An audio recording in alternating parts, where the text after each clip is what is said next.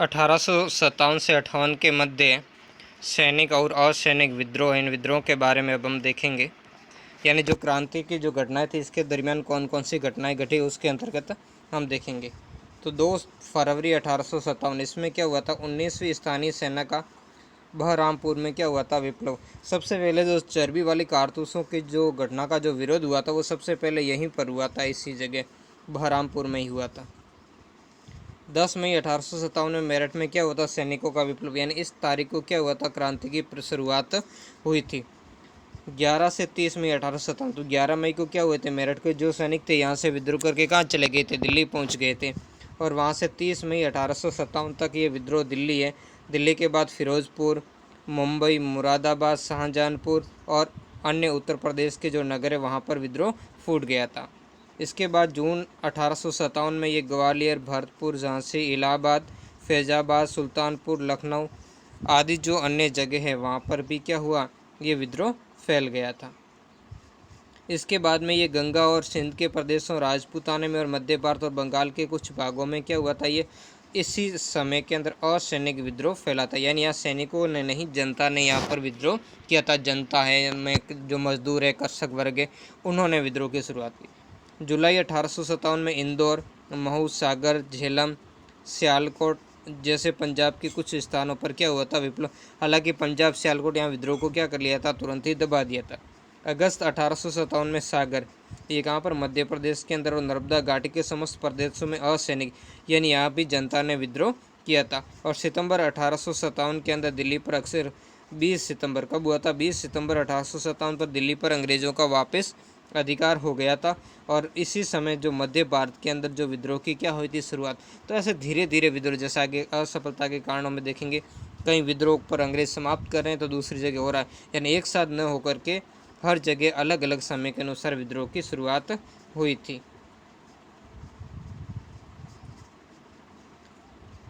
नवंबर 1857, विद्रोहियों ने जनरल विडम को कानपुर के समीप क्या किया था, पराजित किया था। दिसंबर 1857 में कानपुर के युद्ध में सर कॉलिन कॉम्बेल ने जीता और तात्या टोपे वहाँ से क्या हो गया था, भाग निकला था। मार्च 1858 के अंदर लखनऊ पर अंग्रेज़ों का क्या हो गया, फिर से अधिकार हो गया, वापस लखनऊ पर अंग्रेज़ों का अधिकार हो गया। और अप्रैल 1858 में झांसी पर अंग्रेज़ों ने क्या कर लिया, अधिकार। और बिहार में कुंवर जगदीश सिंह ने क्या किया था, विद्रोह। तो जैसे देखो, अब कई स्थानों पर अंग्रेज़ों का वापस अधिकार हो रहा है और उसी समय अन्य स्थानों पर विद्रोह की शुरुआत हो रही है। मई 1858 में अंग्रेज़ों ने बरेली, जगदीशपुर और कालपी पर वापस अधिकार कर लिया और रुहेलखंड में विद्रोहियों द्वारा छापामार आक्रमण प्रारंभ। इसी समय रुहेलखंड के अंदर जो अहमदुल्ला, उनके नेतृत्व में जो छापामार आक्रमण प्रारंभ हुए थे। तो इस तरीके से अलग अलग जगह की ये प्रमुख घटनाएं थी क्रांति के दरमियान। अब देखेंगे 1857 की क्रांति है, उस क्रांति की जो असफलता के क्या कारण रहे, उन कारणों की हम विवेचना करेंगे। तो 1857 की क्रांति अंग्रेज़ों को बाहर से बाहर निकालने का सशस्त्र प्रयास था। यानी शस्त्र यानी शक्ति के बल पर अंग्रेज़ों को बाहर से बाहर निकालने के लिए ये भारत के समस्त अलग अलग भागों के लोगों ने क्या किया गया था, इनका सम्मिलित प्रयास था। भारतीय सेना की संख्या में अंग्रेज़ों से 7 गुना अधिक थी और जनता का सहयोग भी भारतीयों को प्राप्त था। इतने पर भी क्या हुआ था, अंग्रेज विद्रोह का दमन करने में सफल रहे और भारतीयों को हार का सामना करना पड़ा था। तो बहुत सारे इसके कारण थे, उन कारणों की हम विवेचना करेंगे। तो इसी कारण अंग्रेज़ों ने क्या किया था, भारतीयों ने अपने विचार किया था कि वो अंग्रेज़ों को बाहर से बाहर खदेड़कर भारत को क्या करा लेंगे, स्वाधीन करा लेंगे। लेकिन अंग्रेज़ों ने जो दमन की इस प्रकार नीति अपनाई कि आगे 90 वर्षों तक और अंग्रेज़ भारतीयों को क्या करें, गुलाम बनाए रखने में सफल हो गए थे। तो इसकी असफलता के कुछ कारणों की हम विवेचना यहाँ पर करेंगे।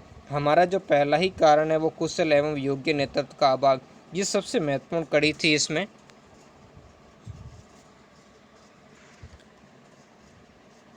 तो इस संग्राम को सही तरीके से संचालित करने वाले कुशल और योग्य नेतृत्व। देखो, किसी भी क्रांति या किसी भी विप्लव या किसी भी देश की कोई भी कार्य तभी सक्षम हो सकता है या सफल हो सकता है जब उसका नेतृत्व करने वाला कुशल हो। तो यहाँ इस समय जो क्रांति थी, इसकी क्रांति का नेतृत्व करता वो सभी थे। हालांकि वो वीर भी थे, साहसी भी थे, सब तरीके से थे, लेकिन वो क्या थे, उनमें आवश्यक तालमेल नहीं था, उनमें कुशलता नहीं थी। इन सब के कारण उनमें एक योग्य सेनापति का गुण नहीं था, एक नेतृत्वकर्ता के गुण इनमें से किसी में भी नहीं थे। जिसमें बहादुर शाह वृद्ध था, और कमज़ोर शासक था। उसने जब सेना दिल्ली पर अधिकार करने के लिए अंग्रेज सेना आई थी तो उस सेना को दिल्ली से बाहर रोकने का इसने कोई प्रयास नहीं किया था। और लगभग क्रांति की सबसे कमज़ोर कड़ी यही बहादुर शाह जफर थे। और जो क्रांतिकारियों का जो नेतृत्व है, उनका मनोबल है, उनका तोड़ने का कार्य इन्होंने ही किया था। दूसरे नाना साहब थे, तो उनका अपना इलाका था, उन्होंने अपने ही कार्य करके जो कानपुर के, जब वो अपने को खुद को पेशवा घोषित करके दक्षिण भारत की योजना उसको विजित करने की योजना, झांसी की लक्ष्मीबाई थी तो इनका भी नेतृत्व दिया, लेकिन अपने क्षेत्र विशेष में दिया, संपूर्ण भारत में न दे करके इनका उद्देश्य भी अपने क्षेत्र विशेष झांसी को लेने तक ही सीमित रहा। वैसे वाजिद अली शाह, हजरत महल, इनका भी अवध तक ही सीमित रहे। कुंवर सिंह, इनका लक्ष्य क्या था? केवल अपनी जागीर को ही सुरक्षित रखना था। बख्त खां थे, अजीमुल्ला आदि के हाथ में विद्रोहियों की बागडोर थी, लेकिन ये अपने अपने उद्देश्य पर दृढ़ थे, यानी इनका अपना था, है ना। जैसे बेगम हजरत महल को क्या चाहिए था? अवध चाहिए था। कुंवर सिंह को अपनी जो जागीर चाहिए थी। झांसी की रानी लक्ष्मीबाई को अपनी झांसी चाहिए थी। और इस तरीके से सबके अपने अपने स्वार्थ थे, अपने उद्देश्य के दृढ़ रहे थे। कोई राष्ट्रव्यापी उद्देश्य इनमें नहीं था और नहीं ये राष्ट्रव्यापी नेतृत्व देने में सफल हुए थे। इनमें आपसी समन्वय व नेतृत्व क्षमता का क्या था? अभाव था। इसी कारण ये कमज़ोर सिद्ध हुए और अंग्रेज इन पर क्या हुए? भारी पड़े थे। दूसरा पॉइंट है क्रांति का समय से पूर्व प्रारंभ होना।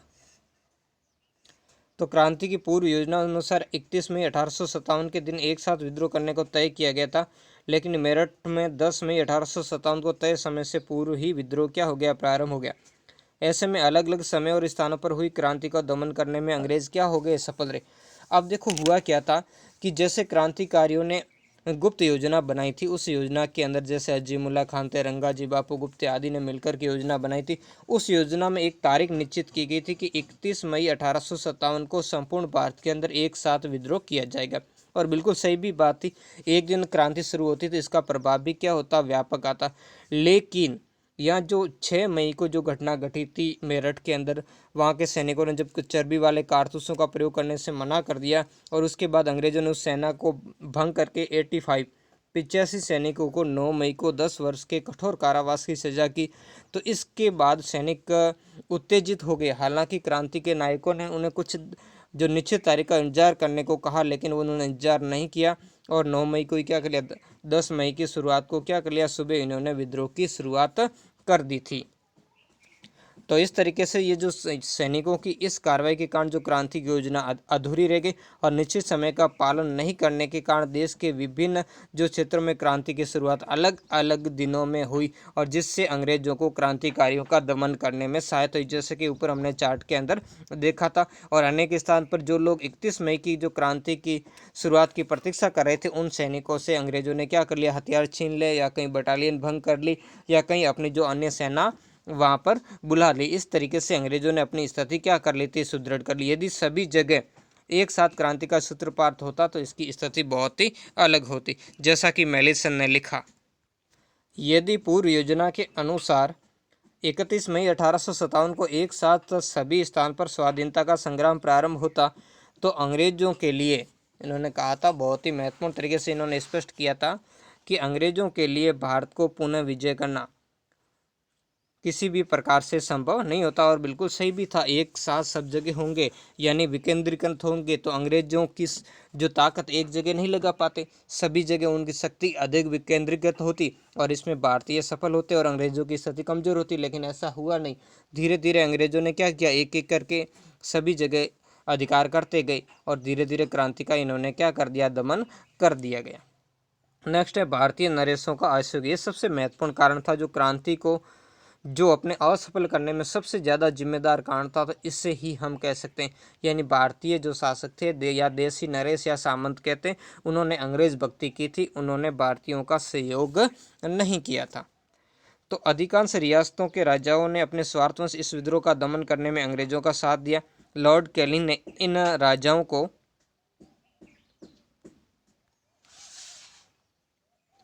तूफान में रोकने में, यानी तूफान रोकने में बांध की तरह, इसका पूरा वाक्य जैसे कैनिंग ने कहा था कि इन शासकों एवं सरदारों ने तरंग रोधकों का कार्य किया, अन्यथा इसने हमें एक झोंके में ही बहा दिया होता। तो इस तरीके से अगर इनने साथ नहीं दिया होता, निश्चित रूप से अंग्रेजों को बाहर छोड़कर जाना पड़ता।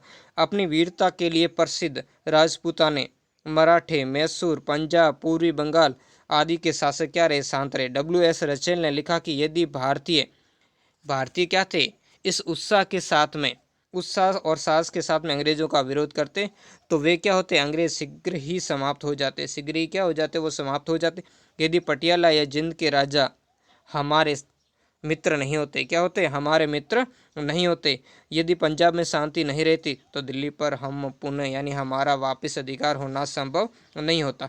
तो इस तरीके से क्या हुआ, जो यहाँ के राजा थे उन्होंने क्या किया था, अंग्रेजों की क्या की, इन देशी शासकों ने अंग्रेजों की जो क्रांति को दमन करने में खुलकर सहायता दी। सैनिक सहायता के साथ साथ में उन्हें क्या की, आर्थिक सहायता भी दी, जिसमें जैसे अभी हमने उपरोक्त पढ़ा था, पटियाला, नाभा, जिंद, अफगानिस्तान थे, नेपाल के राजा थे, इन्होंने अंग्रेजों का भरपूर सहयोग प्रदान किया था, जिसमें राजपूताना के शासक भी सम्मिलित थे, जिसमें बीकानेर के शासक राजस्थान को छोड़ करके हरियाणा तक में क्रांति का दमन करने गए थे। तो इस तरीके से इन जो राजाओं की देशद्रोहितापूर्ण कार्रवाई के कारण क्रांतिकारियों का मनोबल टूटा और क्रांति के दमन के लिए अंग्रेजों को प्रोत्साहित और सक्रिय इन्होंने सहयोग दिया था।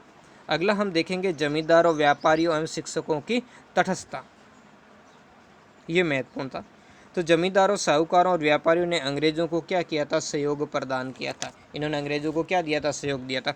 शिक्षित वर्ग का समर्थन भी क्रांतिकारियों को प्राप्त नहीं हुआ, यानी नहीं मिल सका। अब देखो था क्या, जमींदार और व्यापारी, क्योंकि देखो प्रारंभ के अंदर किसान सबसे ज़्यादा किससे, सूदखोरों से परेशान थे, यानी जो ऋण पर ब्याज इनसे वसूलते थे उनसे परेशान थे।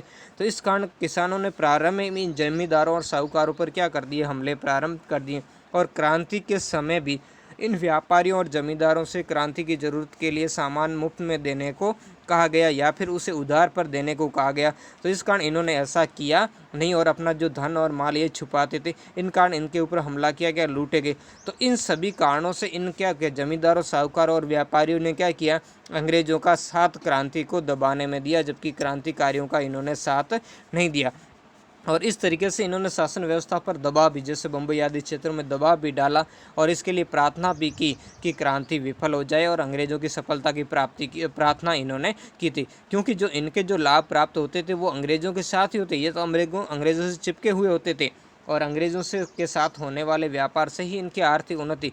जबकि शिक्षित वर्ग था उसका अलग ही मानना था, उसकी जो थिंकिंग बहुत ही अलग थी। ये थिंकिंग कैसी थी, इसकी थिंकिंग ये थी कि ये जैसे अभी पुरातन व्यवस्था लौट आएगी, जो पुरातन व्यवस्था जिसमें ये बुराइयां थी और इनके जो क्रांतिकारियों के जो अंधविश्वास आदि थे, इनके आधार पर ये ऐसा चाहते थे कि इससे भारत का क्या होगा, औद्योगिकरण नहीं होगा और भारत वापस पुनः पीछे चले जाएगा और अंग्रेजी शासन व्यवस्था रहने से क्या होगा, इनका औद्योगिक भारत का क्या होगा, औद्योगिकरण होगा और भारत आधुनिकता के पथ पर आगे चलेगा और आधुनिक शिक्षा क्या होगी, उसका प्रचार होगा।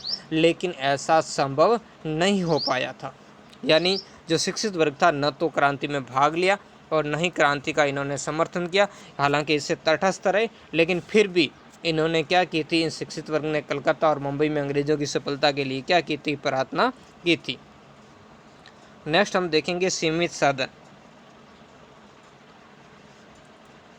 तो अंग्रेजों के पास यूरोपीय देश के प्रशिक्षित सैनिक और आधुनिकतम क्या थे, हथियारों से सुसज्जित सेना थी और समुद्र पर उनके अपने नियंत्रण का भी उन्हें लाभ पहुंचा। यानी उनके अपने जो विदेशों से भी इन्होंने सेना मंगवा ली, गोला बारूद, हथियार आदि की व्यवस्था कर दी। जबकि भारतीय सैनिक अनुशासन, सैनिक संगठन व योग्य नेतृत्व का अभाव था, साथ ही उन्हें धन और रसद और हथियारों की कमी का भी क्या करना पड़ता था, इन्हें सामना करना पड़ा।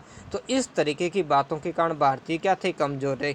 अब देखो इसमें क्या था, भारतीय क्या, अंग्रेजों के पास में तो क्या थी, नवीन राइफलें थी। इसके अलावा जैसे उन्होंने बुंदेलखंड के अंदर यूरोपीय ढंग पर जो तोहफे डालने का कारखाना मदन सिंह ने जो स्थापित किया, वहाँ से अंग्रेजों को क्या थी, तोहफे प्राप्त हो रही थी। जबकि भारतीय तलवार और भाले से ही युद्ध कर रहे थे। इसके अलावा अंग्रेजों ने जो रेल है, डाक है, तार है आदि और समुद्री की जो इसका नियंत्रण था, जहाँ से जिसके माध्यम से विदेशों से भी आवश्यकता अनुसार सेना बना दी और एक स्थान से दूसरे स्थान पर अपनी सेना भेज सकते थे।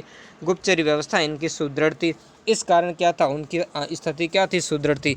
जबकि ऐसा भारतीयों के पास में नहीं था, यानी जो सहायक साधन नहीं थे, भारतीयों के पास में सीमित साधन थे।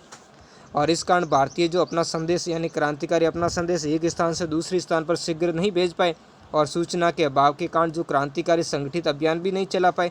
जबकि अंग्रेजों के पास में ऐसा साधन होने के कारण उन्होंने इसका पूरा लाभ उठाया और शीघ्र ही अलग अलग क्षेत्रों में क्रांति को एक 1 बाय 1 तरीके से क्या कर दिया, इन्होंने कुशल दिया था। अब देखेंगे नेक्स्ट, निश्चित लक्ष्य एवं आदर्श का अभाव।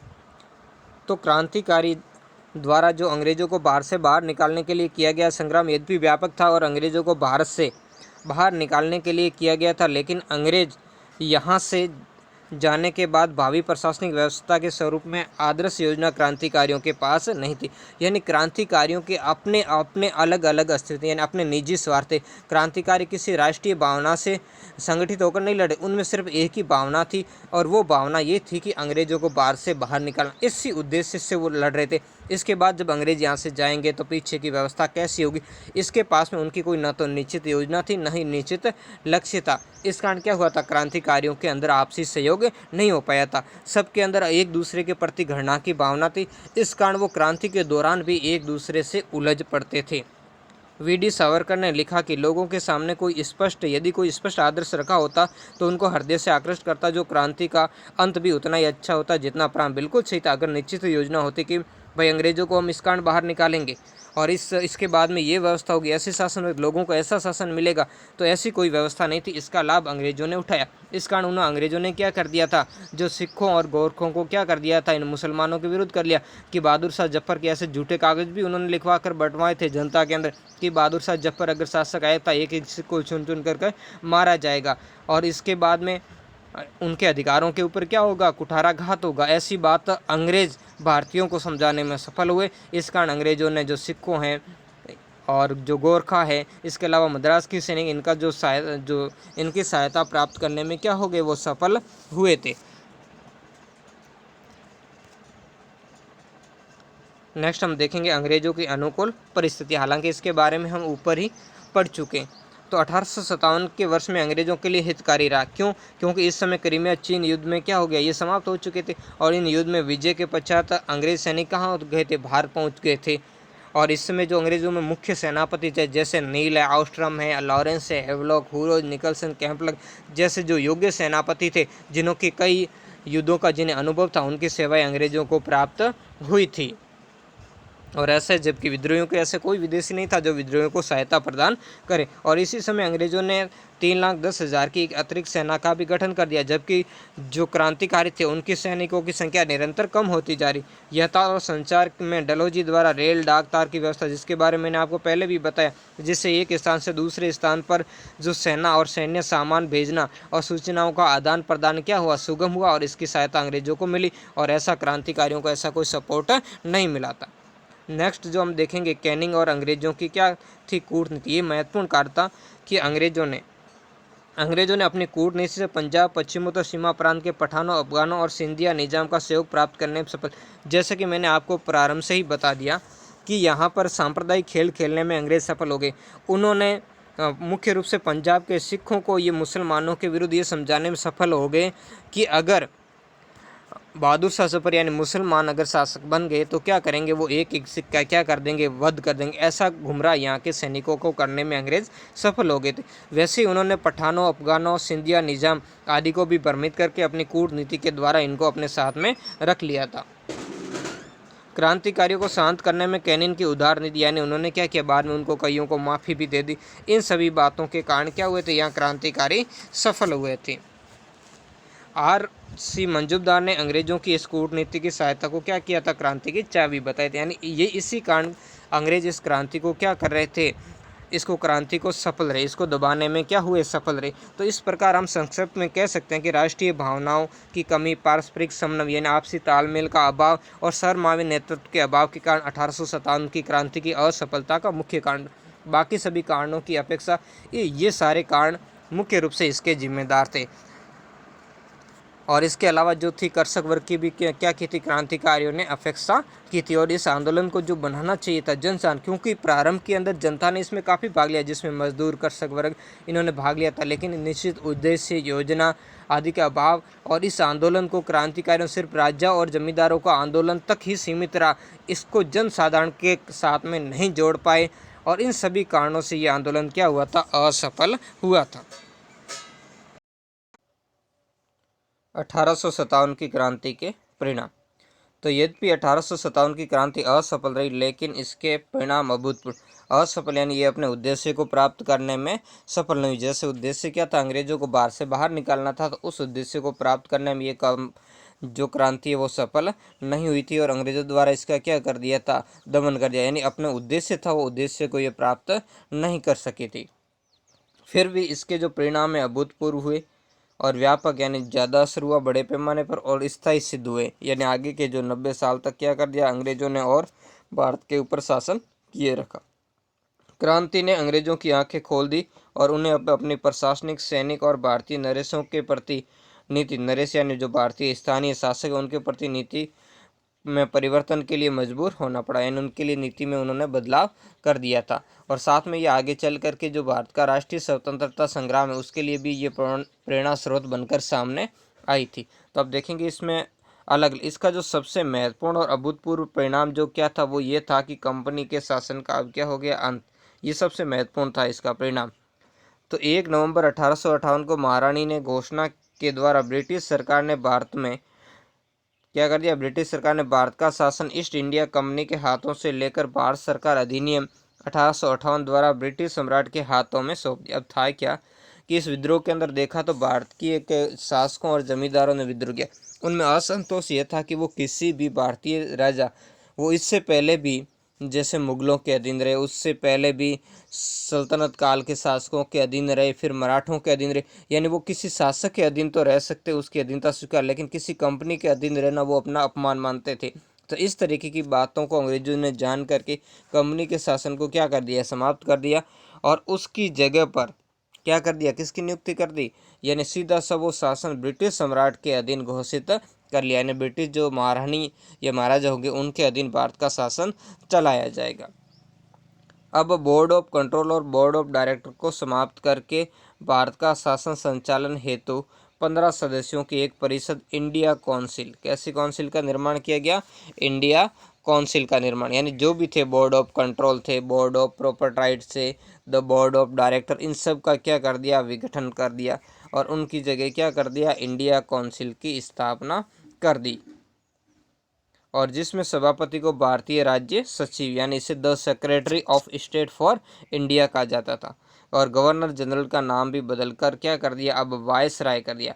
यानी इससे पहले 1857 की क्रांति से तक इससे जो भारत का गवर्नर, उससे क्या कहा जाता था, भारत का गवर्नर जनरल कहा जाता, लेकिन उसके बाद भारत के गवर्नर के साथ ही उससे क्या कहा जाएगा, वायसराय। वायसराय क्यों कहा जाएगा, क्योंकि अब भारत का जो गवर्नर जनरल है वो ब्रिटिश सरकार का प्रतिनिधि बन गया था और ब्रिटिश महारानी जो विक्टोरिया थी उसने भारत में अच्छे शासन प्रबंध की स्थापना के लिए उठाए जाने वाले कदमों की भी क्या की थी, घोषणा की थी। और इस घोषणा से महारानी की भारतीय के अंदर कुछ असंतोष काफ़ी हद तक कम। ये घोषणा क्या थी, थोड़ा मैं इसके बारे में आपको सुनाऊंगा। बाकी सारे जो परिणाम है इस परिणाम के अंदर यही चीज़ें आपको इसमें देखने को मिलेगी। तो इसमें जो 1 नवंबर 1858 के अंदर जो दिल्ली के अंदर, दिल्ली में नहीं, इलाहाबाद के मिंटो पार्क के अंदर जो दरबार आयोजित किया था उसमें ब्रिटेन की महारानी ने क्या घोषणा की थी, वो घोषणा आप महत्वपूर्ण है। उस घोषणा की मुख्य बातों के बारे में मैं आपको बताऊंगा, जिसमें उसकी पहली बात है कि भारतीय प्रशासन का नियंत्रण ईस्ट इंडिया कंपनी से छीनकर ब्रिटिश क्राउन को सौंप दिया गया और इसकी शासन प्रणाली में भी क्या कर दिया गया, व्यापक परिवर्तन कर दिया गया। यानी शासन प्रणाली में क्या कर दिया गया, व्यापक। अब गवर्नर को अब क्या कहा जाने लगा, वायसराय कहा जाने लगा और प्रथम वायसराय के रूप में कैनिन को ही अपने पद पर क्या किया गया, बने रहने दिए गए। यानी भारत के पहले वायसराय कौन है, कैनिन ही थे।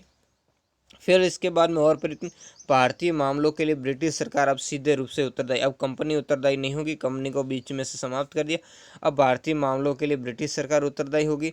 हालांकि कर कौन रहते, सारे अधिकारी और वो पदाधिकारी सब वो कंपनी ही थी, लेकिन सिर्फ ऊपरी स्तर पर बदलाव किया गया था। इंग्लैंड में एक भारतीय राज्य सचिव का प्रावधान किया गया और उसकी सहायता हेतु एक 15 सदस्यीय जो समिति उसका क्या किया गया, गठन किया गया। कितने सदस्य थे, 15, और जिसमें से 8 सरकार द्वारा मनोनीत होते थे और शेष 7 कोर्ट ऑफ डायरेक्टर द्वारा क्या करते थे, इनको मनोनीत किया जाता था। तो इस सैनिकों की इस तरीके से क्या कर दिया, इसका बंटवारा कर दिया गया और क्षेत्रों की जो सीमा विस्तार की नीति है उस विस्तार की नीति को भी अब क्या कर दिया, समाप्त कर दिया। यानी अब स्पष्ट रूप से कर दिया कि भविष्य में कोई भी राज्य अंग्रेजी राज्य में नहीं मिलाया जाएगा और सरकार ने जो डलहौजी की जो राज्य हड़पने की नीति थी वो त्याग दी और भारतीय नरेशों को वापस गोद लेने का अधिकार दे दिया और भारतीय रजवाड़ों के साथ यथास्थिति बनाए रखने की बात कही गई। इसके अलावा घोषणा पत्र में कहा गया है कि सरकार अब भारतीयों के धार्मिक एवं सामाजिक मामलों में कोई हस्तक्षेप नहीं करेगी। पहले भारतीयों के धार्मिक और सामाजिक सुधार के लिए प्रयास किया था, जिसका भी बहुत ही बुरा परिणाम अंग्रेजों के लिए रहा। इस कारण अब कहा कि वो किसी भी प्रकार का सुधार सामाजिक या धार्मिक नहीं करेगी।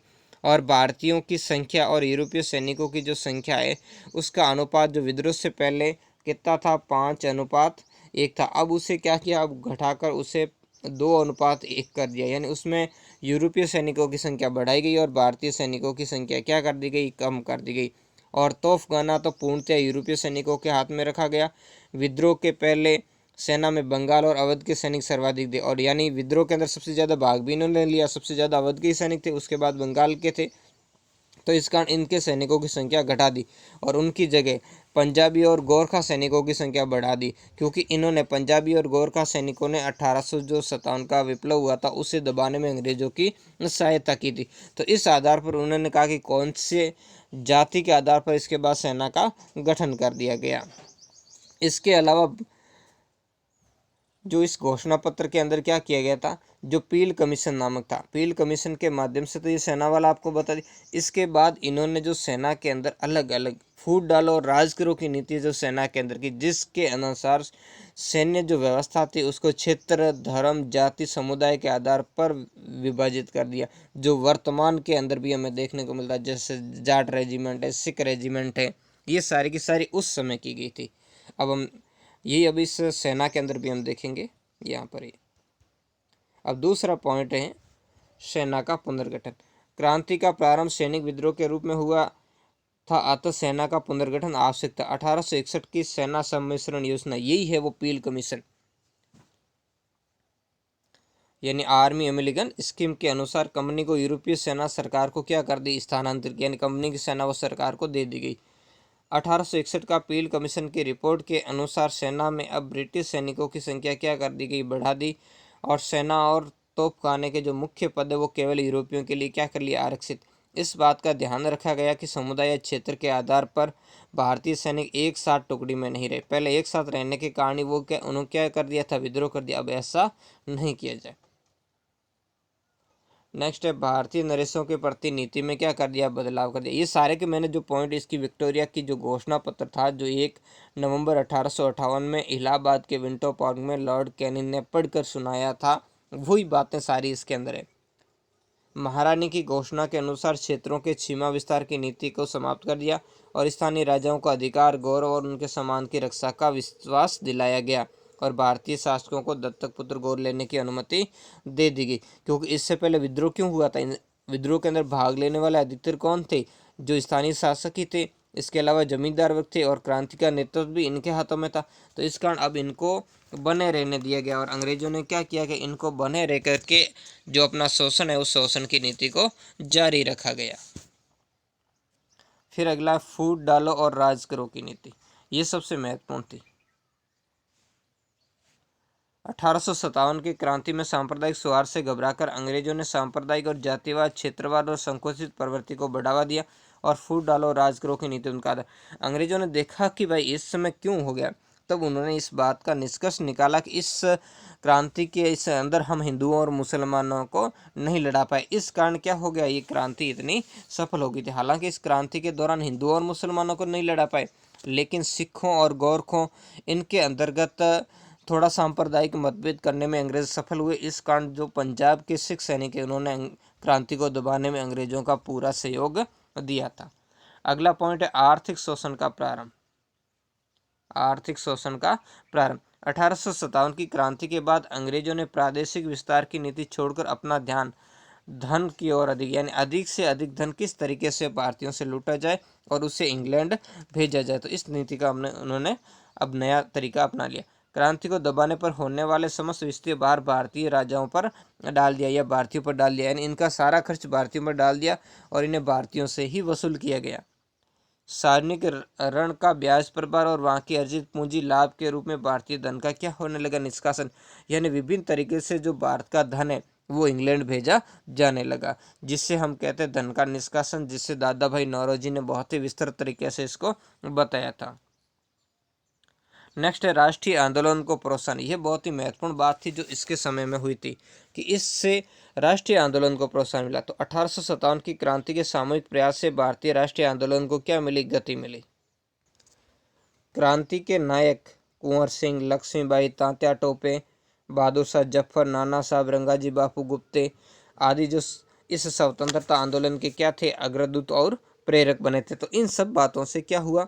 भारतीय अपने जो लक्ष्य था अंग्रेजों को बाहर से खदेड़ना, उसमें तो सफल नहीं हुए, लेकिन इस क्रांति से भारतीयों का जो आत्मबल है और बढ़ा, और इनके हृदय के अंदर जो सोई हुई चेतना थी, जो आज़ादी की चेतना थी, आज़ादी की जो ललक थी, उस ललक को क्या किया? जागृत किया।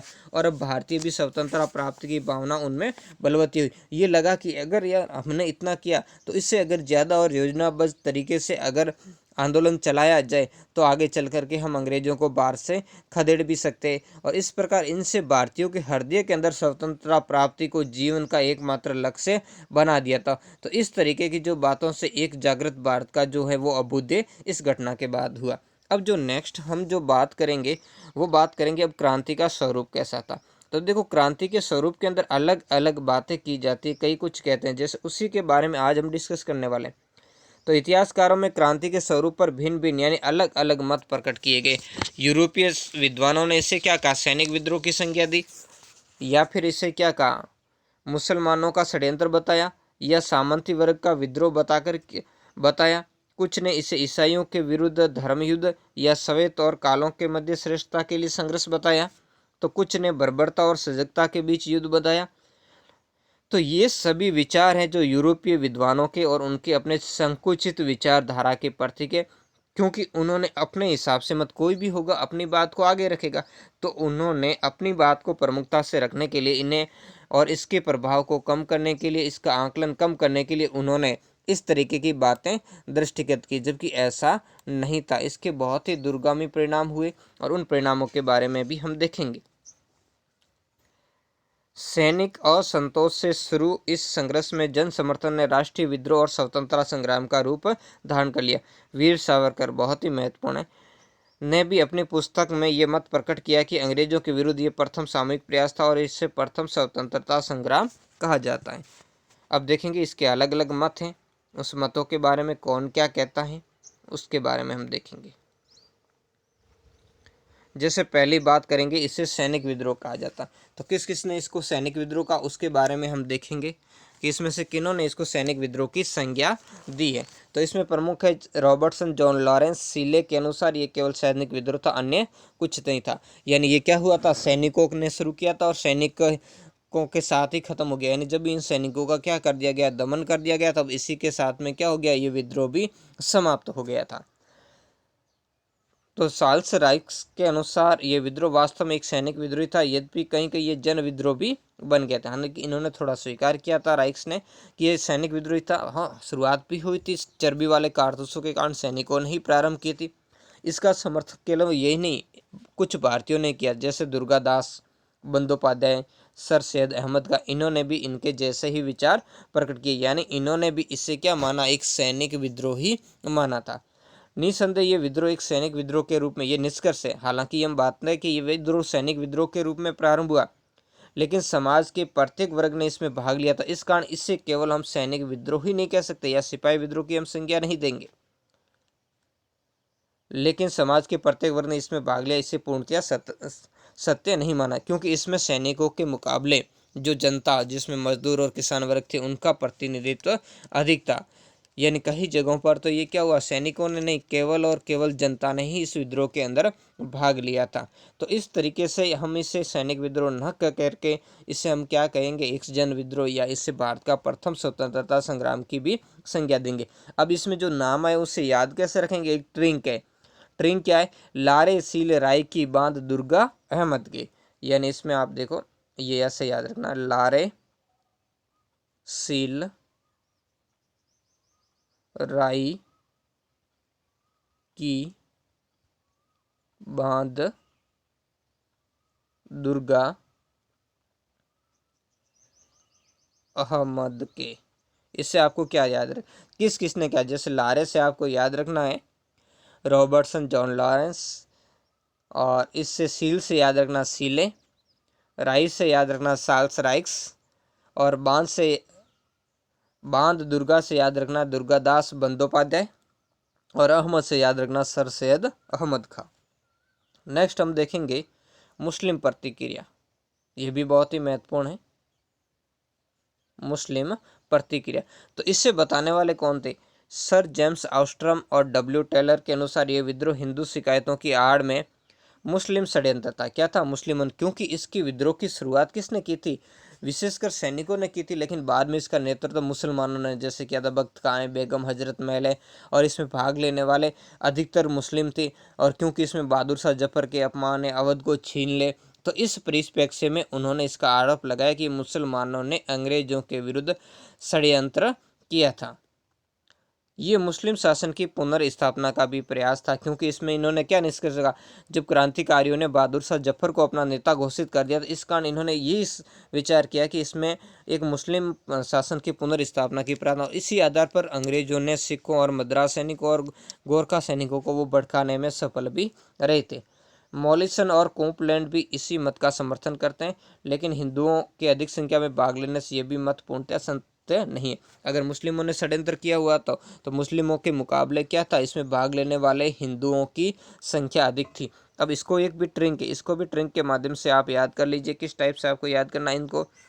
तो देखो, आपको ऐसे याद करना है कि एक टेलर व्यक्ति था, वो खेलने गया था, और खेलने गया तो मैदान के अंदर उसको खेलना आया नहीं, तो मैदान के अंदर एक था कूप यानी कुआं, तो कुआं के वो मौली बांध कर आउट हो गया। ठीक है ना, यानी इसको याद रखना है, ट्रिक है, कूप के मौली, कूप के मौली बांध टेलर आउट हो गया। कूप के मौली बांध कर टेलर क्या हो गया? आउट हो गया। कूप से आपको याद हो जाएगा कूपलैंड, फिर मौली से मॉलिसन, और फिर बांधना ये खाली है, टेलर से हो जाएगा डब्ल्यू टेलर, और आउट से हो जाएगा जेम्स आउट्रम। यानी टेलर गया तो खेलने था, लेकिन फिर वहाँ जाकर के खेलना जब इसे नहीं आया, तो कूप के मोहली बांध कर क्या हो गया? ये टेलर आउट हो गया। नेक्स्ट हम देखेंगे जन क्रांति। ये काफ़ी कुछ है, इसके बारे में बहुत ज़्यादा ही विद्वानों ने इसको बात दिया था कि इससे सैनिक क्रांति के मुकाबले या फिर मुस्लिम प्रतिक्रिया के मुकाबले इस जन क्रांति कहना ही बेहतर था। तो इसके बारे में देखेंगे इन्होंने क्या कहा। कुछ इतिहासकारों का मानना था कि किसान, जमींदार, सैनिक और विभिन्न व्यवसाय में लगे लोगों ने इसमें क्या लिया था? भाग लिया था। बिल्कुल सही है। इस कारण इसे जन क्रांति भी कहेंगे कि केवल सैनिकों ने ही भाग नहीं लिया था, और भी वर्गों ने। जैसे सर जे कई के अनुसार ये क्रांति श्वेत लोगों के विरुद्ध काले लोगों का संघर्ष थी। इन बातों को आप ध्यान से, क्योंकि इसमें किसके विरुद्ध? लेकिन इनकी भी बात गलत है। क्यों गलत है? क्योंकि अंग्रेज सेना के अंदर क्या था? अनेक भारतीय थे, यानी अंग्रेजों के मुकाबले भारतीय सैनिक, मैंने पहले भी अपने अभी बताया था कि 5:1 में थे इनका, यानी एक अंग्रेज पर 5 भारतीय थे। तो ये भी बात गलत है कि इसमें केवल काले लोगों ने, अगर ऐसा होता काले लोगों ने गोरों के विरुद्ध युद्ध किया होता, तो ये सारे भारतीय इसमें अंग्रेजी सेना में सम्मिलित नहीं होते, ये भी पूरे विरोध करते। अतः ये कहना भी सही नहीं, यानी गलत है। जिस तीव्र गति से ये विद्रोह फैला, उससे ये बात प्रकट होती है कि विद्रोह को जनता का प्रबल समर्थन प्राप्त, यानी एकाएक और अनेक जगहों पर अपने आप यह सब स्फूर्ति विद्रोह फैल गया। इससे सिद्ध होता है कि ये क्या था? एक जन विद्रोह था। बहुत से स्थानों पर जनता ने क्रांतिकारियों को पूर्ण रूप से सहयोग दिया, यानी उनकी सहायता की थी। कहीं जनता ने इसके अंदर क्या लिया था? भाग लिया था। कहीं रसद आदि व्यवस्था, कहीं इस तरीके की व्यवस्था नहीं की, तो उनका क्रांतिकारियों के प्रति सम्मान भी था, उनका हौसला बढ़ाया था। W.S. रसेल ने लिखा कि भारत में गोरे आदमी की गाड़ी को कोई भी मित्र यानी दोस्ती की नज़र से नहीं, क्योंकि वो भारतीयों से क्या रखते थे? सामाजिक दूरी रखते थे, भारतीयों से अपमान करते थे। इस कारण कोई भी उसे अच्छे तरीके से इनको नहीं देखता था। कैनिन ने लिखा कि अवध में हमारी सत्ता के विरुद्ध किया गया विद्रोह बहुत ही व्यापक था। बिल्कुल, क्योंकि इन्होंने सबसे ज़्यादा क्या किया था? दुर्व्यवहार अवध के साथ ही किया था, जिन्होंने अंग्रेजों के साथ में हमेशा सहयोग दिया। और अंग्रेजी सेना के अंदर सबसे ज़्यादा सैनिक कहाँ के थे? अवध के थे। नेक्स्ट है जॉन ब्रूस नॉर्टन। इसने इसे क्या बताया? जन विद्रोह। क्या किसकी संज्ञा दी थी? जॉन ब्रूस नॉर्टन ने इसे जन विद्रोह की संज्ञा दी। और मॉलिसन ने भी, मॉलिसन के दो मत है, ऊपर हमने एक पढ़ा, इन्होंने मुस्लिम षड्यंत्र भी बताया, और इसके अलावा मॉलिसन ने इस विद्रोह को अंग्रेजों को भारत से बाहर निकालने का सामूहिक प्रयास भी बताया। बिल्कुल सही है इनकी बात। ये मॉलिसन ने यहाँ वहाँ थोड़ी इन्होंने अपनी बात को भड़का दिया, लेकिन यहाँ आकर के उन्होंने वापस अपनी बात को सही कर दिया था, क्योंकि ये वास्तव में ये क्या था, अंग्रेजों को भारत से बाहर निकालने का एक सामूहिक प्रयास था, जिसमें केवल सैनिक नहीं थे शामिल, बाकी भी सारे वर्ग शामिल थे, जिसमें जनता भी थी, और जनता के अंदर सभी जैसे मजदूर वर्ग आदि, किसान, सभी ने इसके अंदर क्या दिया था? सहयोग दिया था। अब इसको हम ट्रिक के माध्यम से कैसे याद करेंगे? तो जैसे ऊपर के उनको याद किया वैसे इनको भी आप याद कर लेंगे। तो इसमें तो वैसे ज़्यादा है नहीं, तो आप इसको थोड़े से याद रख देते। जैसे हम इसके ट्रिक है केई रसे नॉर्टन मौली, यानी इसको ऐसे याद रखना है कि एक व्यक्ति आया, उसने केई के हाथ पर क्या बांध दी थी? मौली, और मौली बांध करके फिर उसको पूछा केई रसे नाटन, सॉरी ये नाटन को पूछा था, नाटन के हाथ पर उसने क्या बांधी थी? मौली, और मौली बांध कर पूछा केई, केई अपनी भाषा में मारवाड़ी में बोले केड़ी, वैसे इसने केई रसे यानी दिखती है, नाटन मौली यानी तेरे मौली बांधी वो कैसी दिख रही है, ऐसे याद रख लेना, केई रसे नाटन मौली। तो केई से आपको याद हो जाएगा सर जे केई, और रसे से आपको याद रखना WS रसेल, और नॉर्टन से आपको याद रखना जॉन ब्रूस नॉर्टन, और मौली से याद हो जाएगा मॉलिसन। नेक्स्ट हम देखेंगे किसान विद्रोह। तो कुछ विद्वानों ने क्या किया, इस विद्रोह को किसानों का, देखो किसानों के विद्रोह की संज्ञा दी थी, और बिल्कुल इसमें बात भी सकते हैं कि कुछ विद्वानों ने विद्रोह में किसानों की महत्वपूर्ण भूमिका रहने पर इसे किसान विद्रोह भी बताया। किसानों ने कंपनी की सरकार के साथ ही जमींदारों और तालिकदारों के विरुद्ध भी विद्रोह किए थे, लेकिन इन्हें पूर्णतया सही नहीं कहा जाता। हालांकि इसमें क्या, किसानों ने भाग लिया था, लेकिन केवल किसान विद्रोह नहीं, क्योंकि किसानों की समस्या क्या थी? किसानों की समस्या न तो सरकार से थी, न शासन व्यवस्था से मतलब था, उनकी समस्या किससे थी? जमींदारों से, जो उसके ऊपर क्या कर, जमींदारों और जो तालुकदार थे उनसे थी, जो उनसे बड़े हुए अधिक से हमेशा क्या करते थे, उनके ऊपर लगान की दर बढ़ाते रहते थे। इसके अलावा उनके साथ क्या करते थे? दुर्व्यवहार करते रहते थे, उनका अपमान और अत्याचार उनके साथ। इसके अलावा उनका विद्रोह किसके था? सूदखोरों के साथ, जो ब्याज पर उन्हें पैसा देते थे और उन्हें अपने ऋण के बोझ के अंदर दबाए रखते थे। तो इस कारण पूर्ण रूप से इस विद्रोह को किसान विद्रोह की संज्ञा नहीं दी जा सकती, क्योंकि इसमें मजदूर वर्ग है, शासक वर्ग, जमींदार वर्ग आदि सभी ने क्या किया था? इसके अंतर्गत भाग लिया था। नेक्स्ट हम देखेंगे राष्ट्रीय विद्रोह। तो इसमें प्रमुख रूप से थे जो इंग्लैंड के बेंजामिन डिजरेली, जो वहाँ के प्रधानमंत्री भी बने थे। बेंजामिन डिजरेली ने इंग्लैंड के प्रमुख नेता थे, और उन्होंने इसे राष्ट्रीय विद्रोह की संज्ञा दी। जबकि अशोक मेहता ने भी अपनी पुस्तक द ग्रेट रिबेलियन, इस पुस्तक में भी ये सिद्ध करने का प्रयास किया कि विद्रोह का स्वरूप कैसा था? राष्ट्रीय। बहुत ही महत्वपूर्ण, इनको ध्यान रखना। वैसे आपको इनकी पुस्तक को नाम याद रख लेना। कैसे याद रखोगे? अशोक महान के नाम से। अशोक मेहता को आपको अशोक महान समझना है। महान को क्या कहते हैं? ग्रेट। तो इन्होंने पुस्तक भी क्या लिखी? The great rebellion. जबकि वीर सावरकर, ये बहुत ही महत्वपूर्ण व्यक्ति थे, वीर सावरकर, जिसे VD सावरकर के भी नाम से जाना जाता, ने इस विद्रोह को सुनियोजित स्वतंत्रता संग्राम, यानी उन्होंने कहा कि ये विद्रोह एक योजनाबद्ध तरीके से किया गया। लेकिन पश्चिमी इतिहासकारों ने राष्ट्रीयता का अर्थ यूरोप की 20वीं सदी की राष्ट्रीयता से लेते हुए इसे राष्ट्रीय विद्रोह नहीं माना। इसके बारे में हम कक्षा 9 के अंदर जो इतिहास के चैप्टर देखेंगे उसमें बात करेंगे कि भारतीय और यूरोपीय राष्ट्रीयता के अंदर क्या अंतर है। जबकि डॉक्टर सत्याराय, इन्होंने क्या कहा? डॉक्टर सत्याराय ने अपनी पुस्तक भारत में राष्ट्रवाद, ये बहुत ही महत्वपूर्ण, इन पुस्तकों के नाम आपको ध्यान रखना। राष्ट्रवाद में लिखा कि हमें भारतीय परिप्रेक्ष्य में यूरोपीय परिभाषाओं को लागू नहीं करना चाहिए। बिल्कुल सही है, क्योंकि भारत के अंदर और यूरोप के अंदर जो राष्ट्रवाद की भाषा है, राष्ट्रवाद का जो अर्थ है वो काफ़ी अलग है। राष्ट्रीय भावना के कारण भी सभी वर्गों के लोगों ने बिना मतभेद के आपसी वैमनस्य बुलाकर अंग्रेजों को भारत से बाहर निकालने का सामूहिक प्रयास किया, जो राष्ट्रीय विद्रोह की श्रेणी में आता है। बिल्कुल सही है, क्योंकि इसके अंदर किसानों, मजदूरों, यहाँ तक कि जमींदारों, शासक वर्ग आदि सभी वर्गों ने इसमें क्या लिया था? भाग लिया था। अब हम जो अंतिम इसका पॉइंट है वो देखेंगे कि ये भारत का प्रथम स्वतंत्रता संग्राम था। इसी बात के अंदर बारे में हम इसमें अध्ययन करेंगे। तो कई विद्वानों ने इसे भारत का प्रथम स्वतंत्रता संग्राम बताया। और भारत को अंग्रेजों से स्वतंत्र करवाने का पहला सामूहिक, कौन सा पहला सामूहिक और राष्ट्रव्यापी संघर्ष था। एस.एन. सेन ने लिखा। ये एस.एन. सेन कौन थे? ये उस समय के जो सरकारी इतिहासकार थे, यानी भारत सरकार के आधिकारिक इतिहासकार थे एस.एन. सेन। इन्होंने क्या लिखा? जो युद्ध धर्म रक्षा के नाम पर प्रारंभ हुआ उसने शीघ्र ही स्वतंत्रता संग्राम का स्वरूप धारण कर लिया। और इसमें संदेह नहीं कि भारतीय अंग्रेज सरकार को समाप्त करना चाहते थे। बिल्कुल सही लिखा इन्होंने। बात यह भी थी कि भारतीय अंग्रेजों को क्या करना चाहिए? अंग्रेज सरकार को खत्म करना चाहते थे। इस कारण हम इसे कहेंगे इससे पहले ऐसा कोई प्रयास नहीं किया था भारतीयों में जिसने उसने सरकार को खत्म करने का प्रयास किया हो, क्योंकि हर कोई सरकार थी वो या तो अपने संघर्षों से टूटी या किसी विदेशी ताकत ने आकर के उसको खदेड़ा। तो इस कारण ये पहला था। जैसे मुगल साम्राज्य पतन हो गया था तो बाद में मराठे शक्तिशाली हुए या फिर उसको अंग्रेजों ने आकर उसे खत्म किया। भारतीयों ने ऐसा कभी भी शासन सत्ता के प्रति विद्रोह नहीं किया था। ये पहली बार हुआ था जब भारतीयों ने अंग्रेज, जो कि उस समय भारत के ऊपर शासक थे, उनको भारत से बाहर निकालने के लिए संघर्ष किया था। इस कारण हम कहेंगे ये पहला था। जबकि वी.डी. सावरकर ने अपनी पुस्तक वार ऑफ इंडियन इंडिपेंडेंस यानी भारत का स्वातंत्र्य समर में इसे भारत का प्रथम स्वतंत्रता संग्राम, यही वो व्यक्ति थे जिन्होंने इसे क्या कहा था? भारत का स्वतंत्रता संग्राम की संज्ञा दी थी।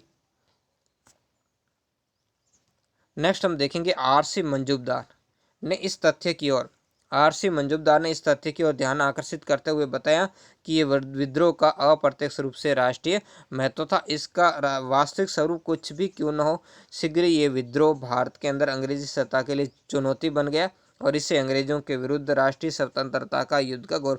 हालांकि सरकार ने पहले इन्हें सौंपा था आर.सी. मंजूमदार को इतिहास लिखने का प्रथा, लेकिन इन्होंने क्या किया था? इन्होंने जो भारतीय इतिहास का सही तरीके से महत्व अंकित नहीं कर रहे थे। इसी कारण सरकार ने बाद में, यानी ये मार्क्सवादी विचारधारा से प्रेरित थे, इन कारण ये सही तरीके से इसका जो विचार नहीं कर रहे थे, इस कारण इनसे मामला ले लिया गया। सरकार ने बाद में इनसे नहीं कहा और बाद में ये किसे दे दिया गया? एस.एन. सेन को ये लिखने के लिए मामला सौंप दिया गया।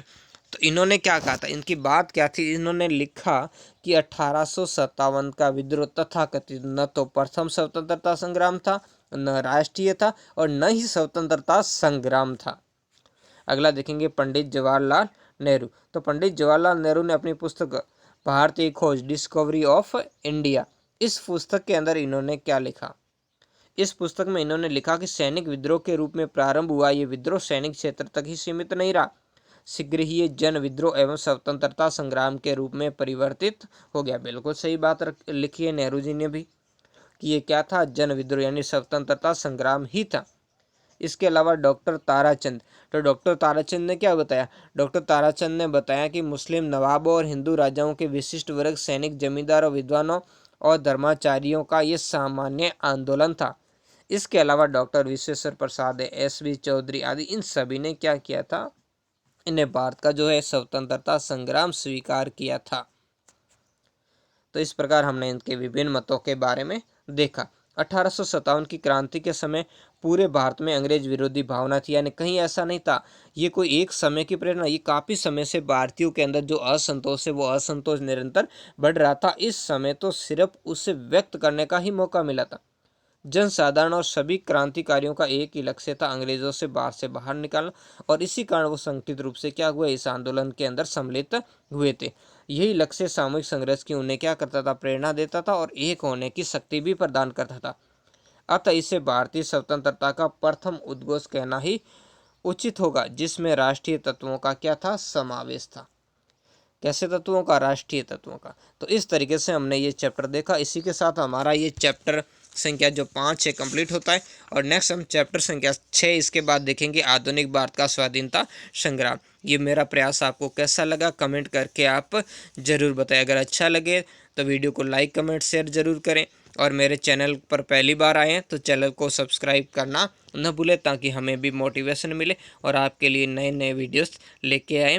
और पहले जैसा ना हो कि आपके लिए फिर आप अगर मोटिवेशन प्रदान नहीं करें तो काफ़ी बीच में लंबा चौड़ा गैप पड़ जाए।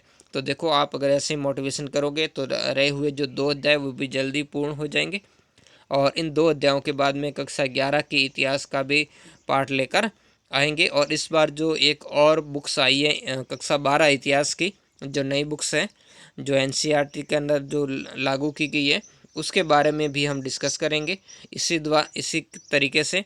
और उसके बाद में जो फर्स्ट ग्रेड की तैयारी करने वाले उनके लिए लगभग विचार है, अगर वो भी ज़्यादा सपोर्ट करेंगे इसके अंदर, इन वीडियोज़ के अंदर, तो हो सकता है कि उनके लिए जो कुछ वीडियोज़ हालांकि अपलोड है तो उससे आगे का मैटर आपके लिए लेकर आऊँगा।